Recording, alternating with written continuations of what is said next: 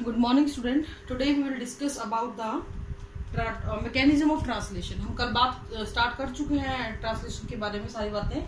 आज हम मैकेनिज्म के बारे में बात करेंगे. कल हमने बात की थी किन किन चीजों की हमें जरूरत पड़ती है in the process of translation. Today will discuss कि वो चीजें कैसे काम करेंगे ट्रांसलेशन के अंदर. तो ट्रांसलेशन को हमने बेटा कुछ स्टेप्स में बांटा हुआ है. The first step is activation of amino acid.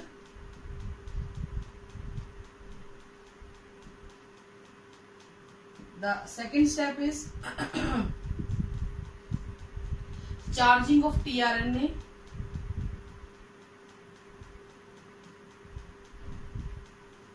Third step is initiation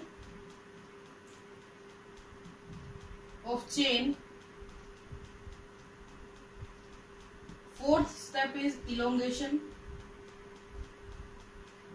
chain का. Fifth is termination. ठीक है. तो ये जो प्रोसेसेस हैं ये सारे के सारे स्टेप जो है वो फॉलो किए जाएंगे ड्यूरिंग दिस प्रोसेस. इसमें हम सबसे पहले बात करते हैं एक्टिवेशन ऑफ अमाइनो एसिड. इसमें क्या होता है बेटा इस स्टेप के अंदर जो अमाइनो एसिड होता है it react with amino acyl transferase enzyme. ठीक है. बुक में आपको खाली ई लिखा मिल सकता है. And ATP to form a complex that is amino acid AMPE plus inorganic phosphate जो है वो इसमें से बाहर निकल जाएगा. यहाँ पे मैग्नीशियम आयन की आवश्यकता पड़ती है. तो इस तरीके से जो अमाइनो एसिड होते हैं उसको एक्टिवेट किया जाएगा अमाइनो एसिड tRNA एंजाइम के प्रेजेंस में. और इस एंजाइम की हेल्प से क्या होगा आपका एक कॉम्प्लेक्स बनेगा. ये आपका AA जो मैंने लिखा हुआ दैट इज अमाइनो एसिड. ये एंजाइम से एक्ट करेगा in the presence of ATP and magnesium ion which will form. ये एक पूरा कॉम्प्लेक्स बनेगा जिसमें से इनऑर्गेनिक फॉस्फेट जो है वो दो जो है वो बाहर निकल जाएंगे. फर्स्ट स्टेप आपका ये होता है. ठीक है. इसकी जो थ्योरी है वो मैं वर्बली आपको बता रही हूँ. नोट्स में मिलेगा आपको लिखा हुआ. आप सिर्फ इक्वेशन समझ लीजिए इस चीज को. सेकेंड स्टेप क्या होता है बेटा और ये सारी ये जो चीज है ये कहाँ होती है बेटा साइटोप्लाज्म में हो रही है. यानी साइटोप्लाज्म में जो अमाइनो एसिड पड़े हैं दे गेट एक्टिवेटेड क्योंकि उनको ट्रांसलेशन के लिए आगे प्रोसेस में जाना है. नेक्स्ट होता है स्टेप चार्जिंग. इसमें क्या होता है इस अमीनो एसिड के अकॉर्डिंग जो भी tRNA होता है उसको लाया जाता है. यानी कि ये जो कॉम्प्लेक्स बना है इस अमीनो एसिड के अकॉर्डिंग tRNA इसके साथ अटैच हो जाएगा. इसको हम बोलते हैं अमाइनो एसाइलेशन ऑफ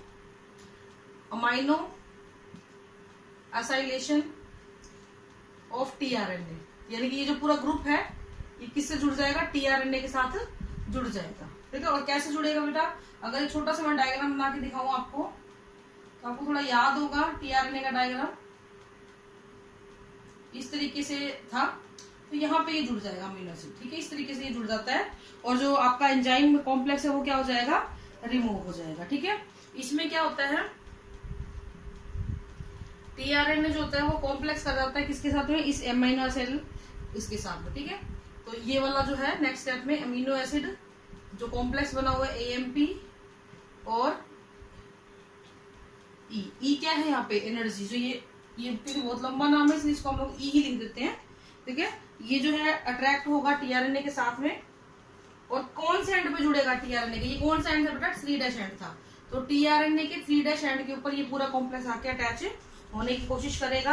अब क्या बनेगा आपका अमीनो एसिड tRNA और आपका जो ये कॉम्प्लेक्स था AMP ये निकल जाएगा बाहर और आपका एंजाइम भी बाहर निकल जाएगा. एडिनोसाइन मोनोफॉस्फेट और एंजाइम दोनों के दोनों आपके क्या हो जाएंगे बेटा रिमूव हो जाएंगे. तो इस टाइम पे जो ये tRNA है इसका चार्जिंग हो गई है. एक पूरा कॉम्प्लेक्स बन जाता है. AMP और एंजाइम दोनों रिलीज हो जाते हैं और कुछ टाइम बाद इस tRNA को हम चार्ज tRNA बोलेंगे. देखो ये जो tRNA था इसके ऊपर कुछ नहीं लगा हुआ था लेकिन ये वाला अमीनो एसिड टूट के इस पे लग गया. ये भी फ्री हो गया और ये भी फ्री हो गया. इस तरीके से चार्जिंग ऑफ tRNA हो जाती है. ठीक है. आई होप आपको यहाँ तक समझ में आया होगा. The next step is initiation of chain.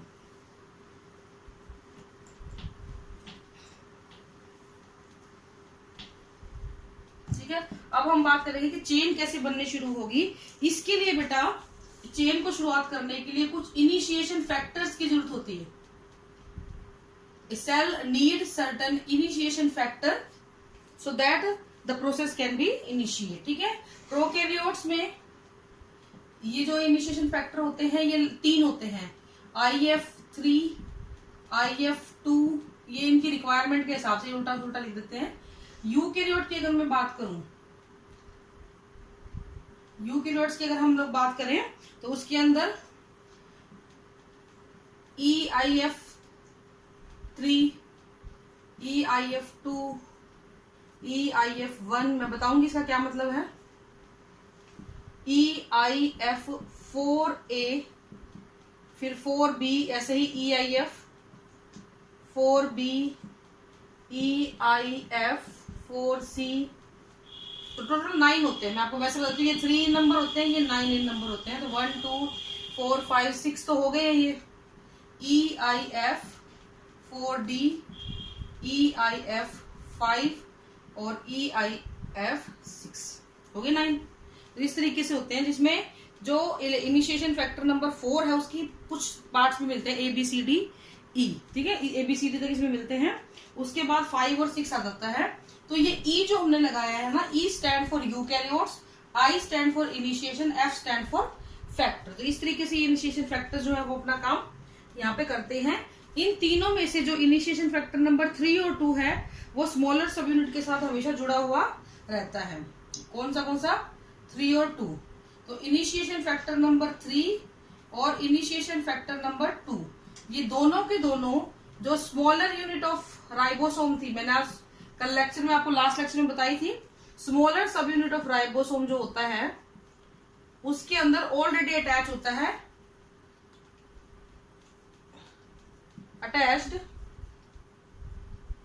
Already attach होता है इसके साथ में। और ये जो अटैचमेंट होती है ये डिसोसिएटेड फॉर्म में ही होती है। लाइक ये कैप जैसा वो आपका राइबोसोमल आरएनए है, तो इसके अंदर ऑलरेडी ये प्रेजेंट होते हैं, ये दोनों के दोनों इनिशिएशन फैक्टर इसके अंदर। ये स्मॉलर सब यूनिट होगी ना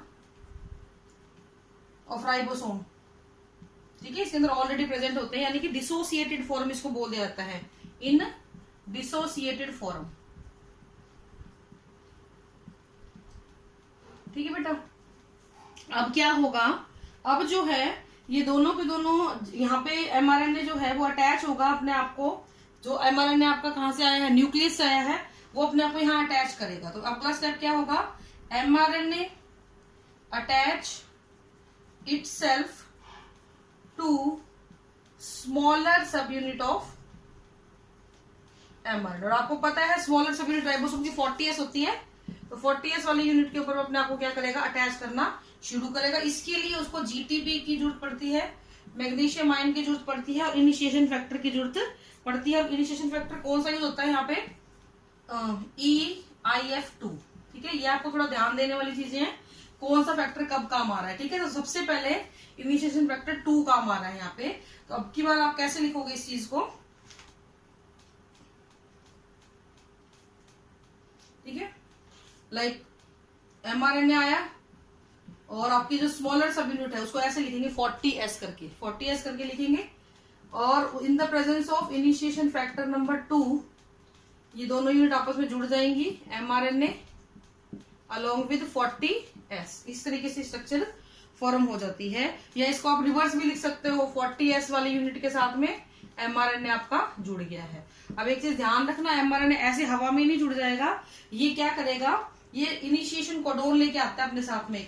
आपको पता है इनिशिएशन कोडोन कौन सा होता है, AUG या GUG, और ज्यादातर हम लोग यही वाला देखने में आता है। तो AUG साइट के साथ में ये इजीली जुड़ जाएगा। और कहाँ पे जुड़ेगा, देखो मैंने कल आपको लास्ट लेक्चर में बताई थी 3 साइट होती हैं, ठीक है, तो इन तीनों में से एमआरएनए इस साइट पे आके जुड़ेगा बाय AUG कोडोन। इस तरीके से वो अपने आप को अटैच कर लेता है 40S सब यूनिट के साथ। ठीक है, तो ये आपका एक कॉम्प्लेक्स बन गया यहाँ पे। और एक आपका कॉम्प्लेक्स हमने पिछले चार्ज TNA बनाया था, अब वो दोनों के दोनों आपस में साथ आएंगे, ये इनिशिएशन कोड के लिए होता है। ठीक है, अब देखिए जरा 40S सब यूनिट जो है 40S के साथ क्या जुड़ा हुआ है, एमआरएनए जुड़ा हुआ है।